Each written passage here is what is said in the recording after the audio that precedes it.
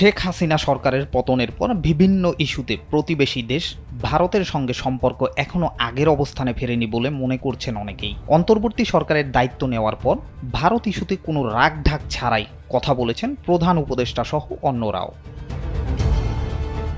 অবশ্য ভারতের প্রধানমন্ত্রী নরেন্দ্র মোদী ও বাংলাদেশের অন্তর্বর্তীকালীন সরকারের প্রধান উপদেষ্টা ডক্টর মোহাম্মদ ইউনূসের এরই মধ্যে কথাও হয়েছে। এবার ভারতের সঙ্গে সম্পর্কের বিষয়ে জার্মান সংবাদ মাধ্যম ডয়েচে ভেলের সঙ্গে কথা বলেছেন ডক্টর মোহাম্মদ ইউনূস। ডয়েচে ভেলেকে দেওয়া এক সাক্ষাৎকারে প্রধান উপদেষ্টা ডক্টর মোহাম্মদ ইউনূস বলেন, ভারতের সঙ্গে সুসম্পর্ক বজায় রাখা ছাড়া ঢাকার কোনো বিকল্প নেই। স্যান্ডেলিনা সো, রূপচর্চায় আভিজাত্য। নিজেদের প্রয়োজনেই ভারতের সঙ্গে বাংলাদেশের সর্বোত্তম সম্পর্ক বজায় রাখার কথা জানান তিনি।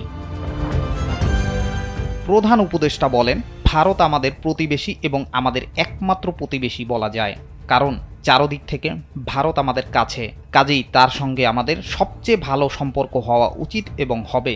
এছাড়া আমাদের বিকল্প নেই, তাদেরও বিকল্প নেই। দুই দেশের মধ্যে বৈরী সম্পর্ক রেখে কেউ লাভবান হবে না বলেও জানান তিনি। প্রধান উপদেষ্টা ওই সাক্ষাৎকারে আরও বলেন, আমাদের সর্বাত্মক চেষ্টা হবে ভারতের সঙ্গে সবচেয়ে সুসম্পর্ক বজায় রাখা, বন্ধুত্বের শীর্ষ পর্যায়ে নিয়ে যাওয়া, এটাই আমাদের উদ্যোগ। পানি বন্টন চুক্তি নিয়ে আন্তর্জাতিক আইন আছে, দুই দেশের মধ্যাকার চলমান বিরোধ নিরসনে দুই দেশ আন্তর্জাতিক আইন মেনে নিলেই সেটার সমাধান হবে বলেও মনে করেন তিনি। সরকারের অগ্রাধিকারগুলোর বিষয়ে এক প্রশ্নের জবাবে ডক্টর ইউনূস বলেন, শান্তি শৃঙ্খলা হলো সবার প্রথমে। যেহেতু বিপ্লবের মধ্য দিয়ে আমরা এসেছি, কাজেই প্রথম দায়িত্ব শান্তি শৃঙ্খলা ফিরিয়ে আনা। শান্তি শৃঙ্খলা ফিরিয়ে এনে নতুন বাংলাদেশ গড়াই অঙ্গীকার। সংবিধান বিষয়ে প্রধান উপদেষ্টা বলেন, সংবিধানে হাত দিতে হবে, তবে প্রশ্ন হচ্ছে সংবিধান নতুন করে লিখতে হবে নাকি এই সংবিধানেই কিছু সংশোধন করা হবে।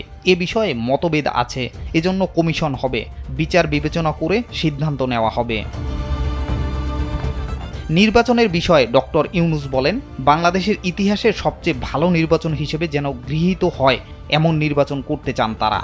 তাহলে মনে হবে আমরা সার্থক। তবে সুষ্ঠু নির্বাচনের জন্য পরিবেশ লাগবে, আইন লাগবে, সেটা তৈরি করা হবে, তারপরেই সুষ্ঠু এবং সুন্দর নির্বাচন অনুষ্ঠিত হবে। সাকিবুল ইসলাম সুজন, কালবেলা।